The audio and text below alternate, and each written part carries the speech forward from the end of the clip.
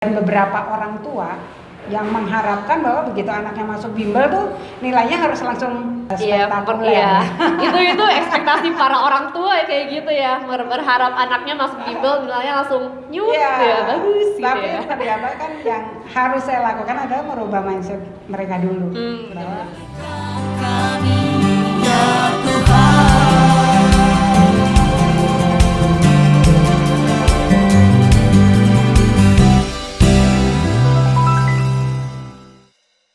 Oke, halo, selamat datang, welcome back to podcast Warung EJ, santai sejenak di waktu senja. Nah, kita mungkin boleh diangkat dulu gelasnya ya. Kita ada tradisi sebelum mulai kita cheers dulu ya. Ayo kita cheers. Cheers.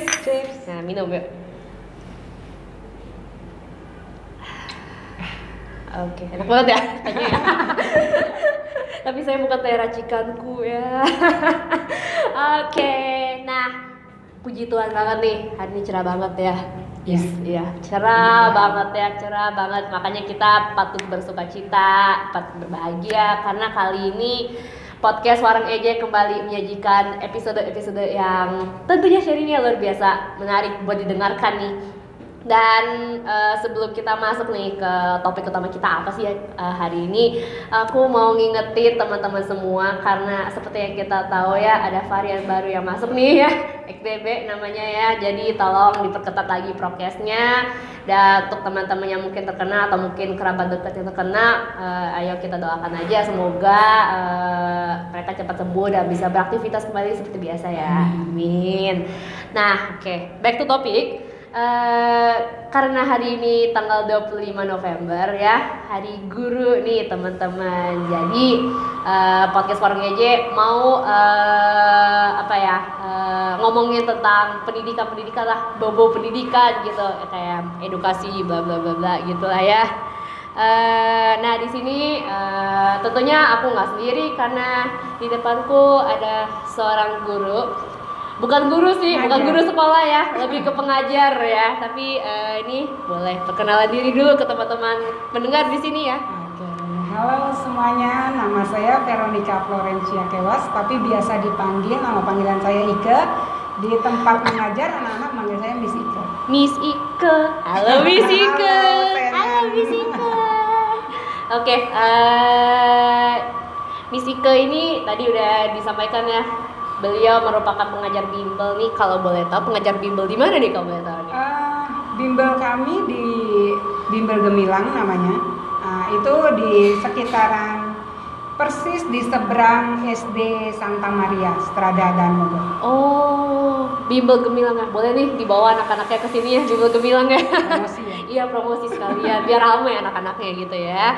Oke, nih udah berapa lama nih jadi pengajar bimbel kalau boleh tahu nih? Jadi pengajar bimbel itu kurang lebih akan 10 tahun. 10 tahun. Semangat, Miss Ike, semangat. Oke, langsung aja nih aku mau gali-gali sedikit nih tentang profesinya Miss Ike nih. Miss Ike ya, kita panggil Miss Ike aja ya. Kali ya. Oke. Boleh. Siap. Oke. Siap ya dengan pertanyaan-pertanyaannya. Siap ya. Oke. Kenapa mau jadi pengajar bimbel kalau boleh tahu nih? Kenapa mau jadi pengajar? Itu bukan cita-cita saya. Background saya adalah lulusan jurusan saya dulu kuliah di TI, tapi kerjanya di bank. Saya pernah kerja di 2 bank besar, bank swasta, bank BUMN. Akhirnya menjadi pengajar. Setelah saya flashback, saya ngerasa itu Tuhan tuntun saya. Jadi itu saya pikir bukan suatu kebetulan. Saya nggak cari, nggak minta. Tiba-tiba teman saya menawarkan untuk ikut mengajar di bimbingan belajarnya, membantu dia untuk menjadi pengajar di bimbingan belajarnya, dan saya terima. Kenapa saya memutuskan untuk menjadi pengajar? Saya pikir saya akan punya lebih banyak waktu dengan anak-anak saya karena hanya membutuhkan beberapa jam saja tentunya. Kalau waktu di bank saya pergi pagi pulang malam, pergi pagi pulang malam. Akhirnya tidak ada waktu untuk anak saya yang kebetulan anak pertama saya membutuhkan waktu spesial dari saya karena keterbatasannya. Jadi saya terima tawaran untuk mengajar karena hanya dari jam 9 sampai jam 3 sore. Wow, jadi emang benar-benar Tuhan yang sudah menuntun Miss Ike ya, Iya, untuk saya menjadi percaya itu. Iya, puji Tuhan banget nih udah mau jadi pengajar nih. Nah, kita masih ngomongin tentang profesinya Miss Ike nih jadi pengajar. Kira-kira boleh nggak sih di-sharingin tantangan apa saja sih yang biasa jadi hadapi gitu, khususnya menjadi pengajar Bible? Tantangannya ya tentu dari muridnya itu sendiri. Ketika orang tua memasukkan anaknya ke bimbingan belajar, tentunya harapannya mereka punya nilai yang baik, yang bagus gitu. Tantangannya adalah anak-anak, apalagi anak-anak sekarang, menghadapi pelajaran atau belajar itu adalah suatu momok buat mereka, sesuatu yang tidak menyenangkan. Nah, tantangan terberatnya adalah bahwa saya harus merubah mindset mereka dulu bahwa belajar itu menyenangkan dan belajar itu penting untuk kehidupan mereka selanjutnya. Karena di Indonesia tentunya pendidikan formal itu nomor satu ya, untuk cari pekerjaan yang ditanya tentu ijazah. Beda dengan negara-negara maju yang mungkin sudah tidak lagi memerlukan ijazah untuk terjun di dunia kerja. Nah, mindset itulah yang saya tanamkan yang saya berusaha rubah ke anak-anak. Dan beberapa orang tua yang mengharapkan bahwa begitu anaknya masuk bimbel tuh nilainya harus langsung spektakuler. Itu ekspektasi para orang tua kayak gitu ya, berharap anaknya masuk bimbel nilainya langsung nyut ya bagus gitu. Tapi ternyata kan yang harus saya lakukan adalah merubah mindset mereka dulu. Bahwa apalagi matematika khususnya. Saya selalu mendapatkan anak-anak itu nggak suka dengan matematika. Benar-benar. Mereka kadang bilang gini, Miss, matematika adalah pelajaran yang bisa membunuh saya. Oh, sampai segitunya ya, aku bilang gitu. Ya, itu tantangan terbesar saya adalah mereka suka. Kenapa saya menekankan matematika? Karena itu yang paling mereka takutkan. Ternyata banyak anak takut terhadap matematika. Saya pikir kalau titik fokus saya mereka suka matematika, pelajaran lain akan mengikuti. Ya, itu tantangan terberatnya. Dan tentunya orang tua. Orang tua ya. Nanti kita ulik-ulik dikit nih dari sisi orang tuanya. Tapi Miss Ike selain matematika emang ngajar mata pelajaran lain kah atau hanya matematika aja nih kalau boleh tahu nih? Semuanya ya. Saya membantu mereka di semua mata pelajaran. Oh, semua mata pelajarannya. Berarti itu tingkat SD aja gitu ya atau gimana nih? Saat ini saya pegang kelas 4 SD. Tapi sebelum-sebelumnya saya juga pernah pegang kelas 7, kelas 8, kelas 9. Oh, berarti SMP-nya juga pernah ya dulu ya berarti ya. Oke. Nah, kita ulik nih dari orang tuanya nih yang katanya juga jadi tantangannya Miss Ike nih. Nih, kalau boleh tahu dari segi orang tua apa sih tantangan terberat yang mungkin Miss Ike hadapi gitu? Tantangan terberatnya adalah orang tua selalu menilai tolok ukurnya adalah nilai. Padahal yang saya hadapi di lapangan adalah ya itu tadi, anak-anak kan harus kita rubah dulu mindsetnya bahwa belajar itu menyenangkan. Makanya kalau di tengah-tengah saya mengajar itu mereka bisa bebas mengekspresikan apapun ke saya dengan bahasanya mereka, dengan bahasa gaul mereka. Tapi saya selalu bilang ke anak-anak, sopan santun. Itu nomor satu yang selalu saya tekankan. Kamu boleh protes, Miss, kalau misalnya ke anak-anak saya juga saya begitu. Silahkan, kalau mama salah, protes. Tapi satu, cara kalian, tata krama kalian, bahasa kalian harus santun. Itu. Jadi anak-anak bebas. Murid saya tuh bebas ke saya, bahkan mereka bisa protes. Kalau baju saya saja suka diprotes sama mereka. Kalau misalnya satu hari saya pakai kaos terus dia bilang gini, Miss tumben Miss hari ini bajunya enggak deh.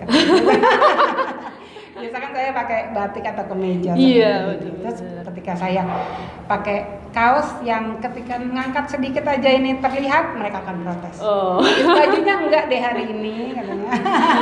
Waduh.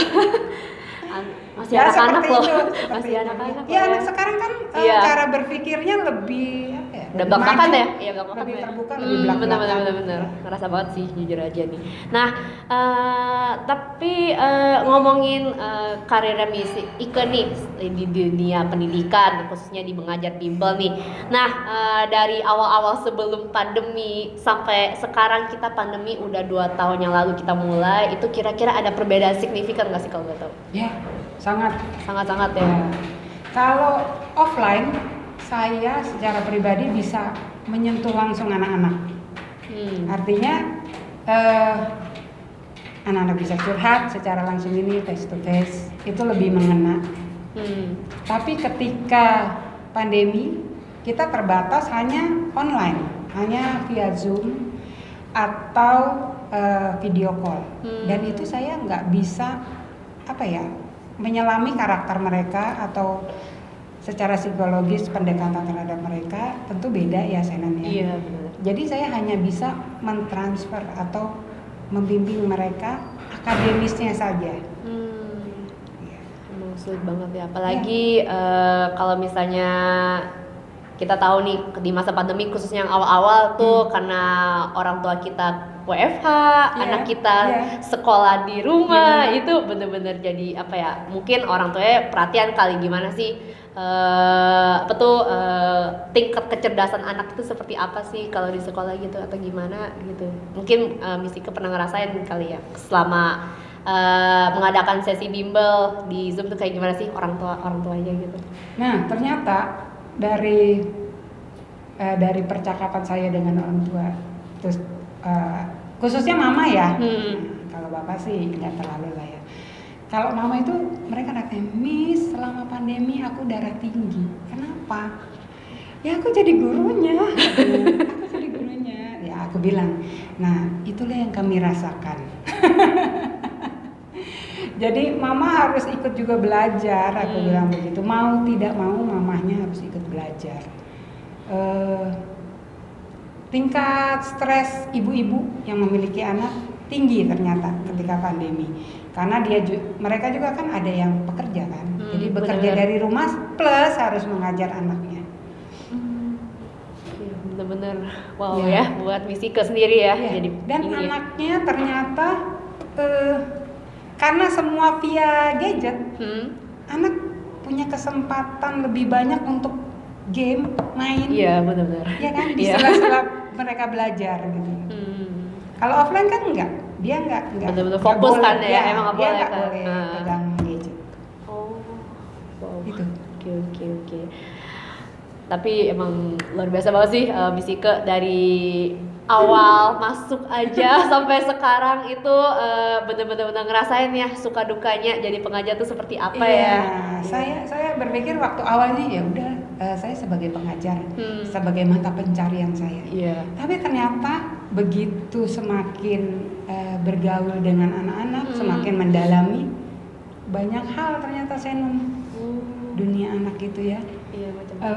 Kalau saya boleh sharing yang terakhir aja, saya sampai bisa dapat curhatan dari seorang anak perempuan itu kelas 4. Saya kaget sendiri, terkaget-kaget. Dia bilang, Miss saya boleh ngobrol sama Miss? Boleh, tapi kita berdua aja. Oke. Dan dia cerita bahwa dia mendapatkan pelecehan. Reaksi saya seperti itu. Lalu saya nggak bisa langsung menanggapi dengan yang heboh dong, karena saya harus tahu ini benarkah kejadian ini, atau karena anak-anak seumur itu ternyata mereka punya imajinasi yang tinggi dan playful lah ya anak-anak itu ya. Ya saya takut itu hanya sebatas imajinasi dia, karena ternyata ada efek gadget juga.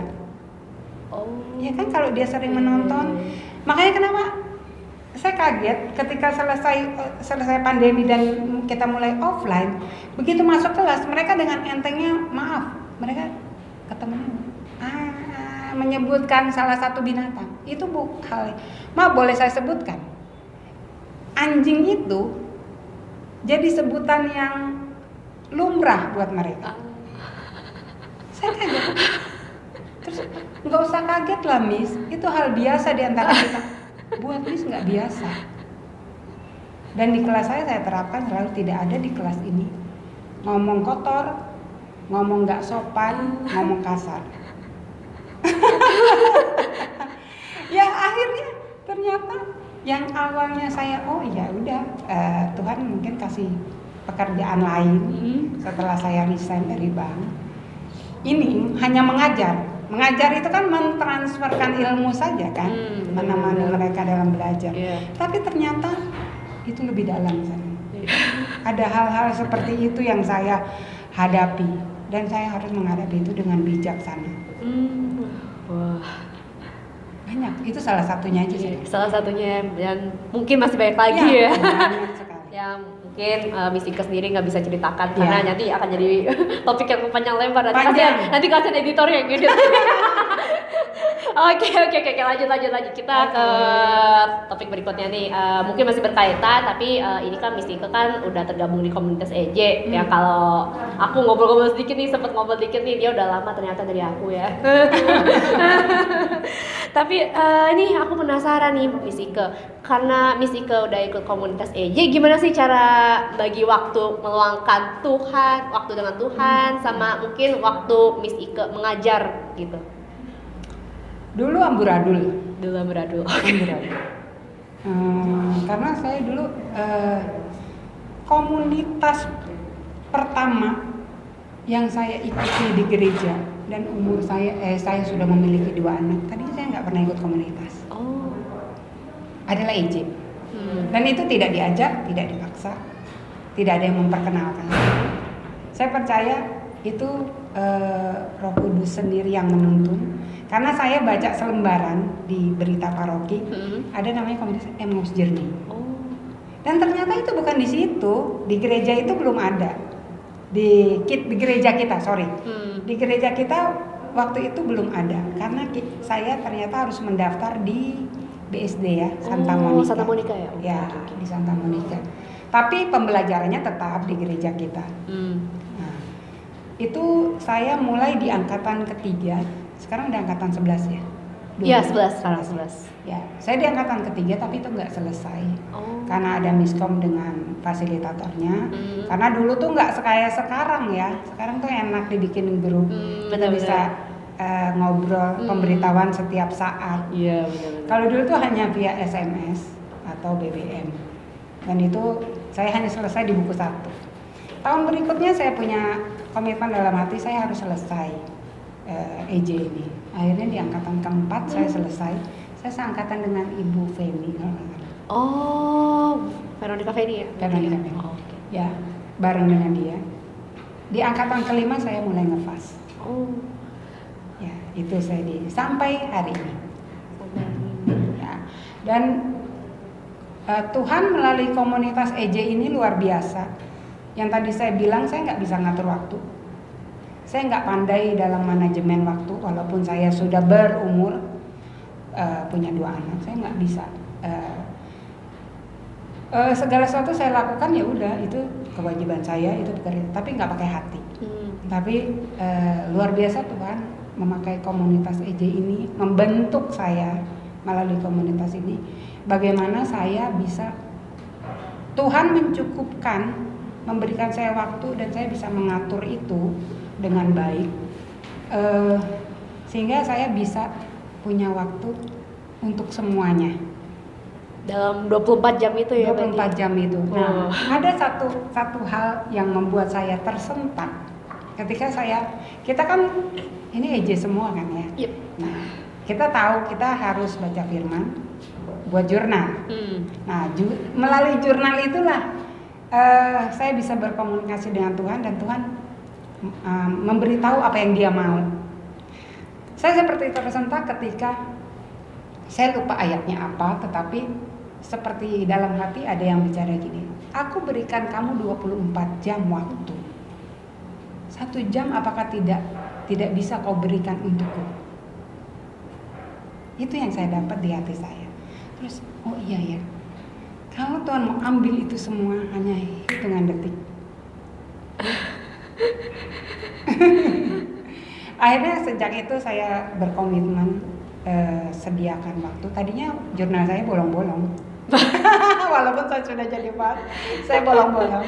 Tapi sejak 4 tahun belakangan ini saya berusaha untuk berkomitmen. Itu proses yang panjang ya, Senan. Dari saya ikut pertama itu udah sekitar 7-8 tahun. Baru 4 tahun ini saya akhirnya, ya Tuhan, saya mau sediakan waktu untukmu. 1 hari 1 jam saja. Ya. Lebih banyak di pagi hari karena saya bangun di jam 4:30. Iya. Saya doa pagi, baca firman, berjurnal 1 jam, baru setelah itu melakukan aktivitas. Ya itu saya percaya Tuhan yang, karena tinggal minta aja saya. Tinggal minta aja. Minta aja, cukupkan waktuku, beri aku waktu, Tuhan kasih.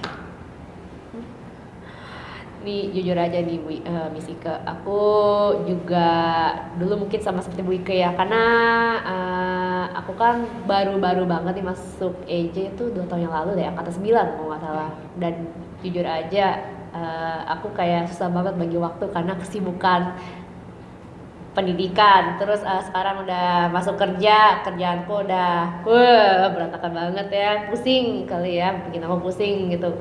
Sampai jujur nih bagi-bagi waktu aja buat aku kayak sulit banget rasanya ya, bagi waktu buat Tuhan. Dan aku lebih milih fokus buat kerjaan aku gitu. Jadi kayak ngedengar Miss Ike ngomong kayak gitu, itu bener-bener kayak masuk banget, jujur aja sih.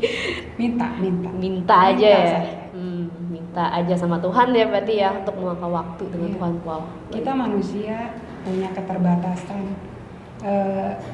Kalau saya flashback, saya saat ini berpikir, wah kalau saya yang melakukan sendiri, saya yakin saya nggak mampu. Gitu. Dan ternyata Tuhan tambahkan lagi pelayanan saya jadi ketua lingkungan sampai saat ini. Terus saya sedang persiapan lagi untuk proses untuk menjadi katekis. Oh ya. Wow. Jadi kalau secara logika manusia nggak cukup ya Senan ya, gimana membagi waktu segitu banyaknya kegiatan. Ternyata ketika saya minta Roh Kudus bantu saya, dan itu ternyata bisa terjadi. Ya. Wow, luar biasa ya sharingnya Miss Ike ya. Tuhan yang luar biasa. Oke, terima kasih Miss Ike buat sharing-sharing hari ini ya. Sebelum kita mengakhiri nih sesi podcast kita kali ini, mungkin Miss Ike ada mungkin ayat emas yang mau dibagikan buat teman-teman pendengar di sini. Emasnya yang berhubungan dengan ayat emas saya banyak, tapi yang berhubungan dengan kenapa saya akhirnya Tuhan tuntun jadi pengajar, itu ada di Mazmur 139 ayat 13 ya. Sebab engkaulah yang membentuk buah pinggangku, menenun aku dalam kandungan ibuku. Aku bersyukur kepadamu oleh karena kejadianku dahsyat dan ajaib. Ajaib apa yang kau buat, dan jiwaku benar-benar menyadarinya. Ya, karena saya percaya segala sesuatu Tuhan udah rancangkan untuk saya ketika saya bahkan masih di dalam kandungan. Oke, wow, luar biasa ya teman ya. Terima kasih buat penguatnya ya Miss Ike. Oke, nah itu tadi keseruan kita ngobrol bareng Miss Ike ya tentang dunia pendidikan, seputar dunia pendidikan, sama mungkin pelayanannya di komunitas gereja, salah satunya di komunitas EJ ya. Nah, jangan lupa juga untuk terus nonton episode podcast Warung EJ dari episode 1 sampai ini episode 17 ya kalau nggak salah. Oh 18. Kemarin tuh 17 sama kan sih? Ya, pokoknya nonton episode sebelumnya dari episode 1 sampai episode 17 ya guys. Dan jangan lupa juga di like, comment, share, subscribe ke yang lainnya juga. Boleh nih dikabarin, ini episode menarik banget buat ditonton bla ya, silakan aja. Dan sebagai penutup, aku Shannon, host hari ini, mohon pamit undur diri dan sampai jumpa di episode podcast Warung EJ berikutnya. Dadah.